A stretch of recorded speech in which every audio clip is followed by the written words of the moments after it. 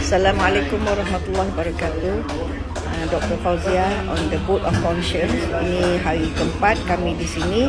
Alhamdulillah, satu perkara yang sangat positif berlaku apabila rejim Zionis sibuk dengan penangkapan aktivis di Global Sumut.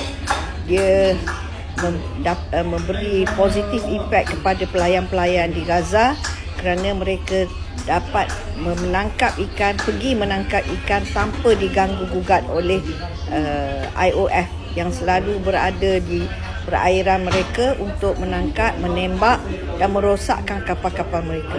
So kita doalah agar positif impact juga yang akan berlaku apabila kapal Conscience sampai ke Gaza, insya-Allah.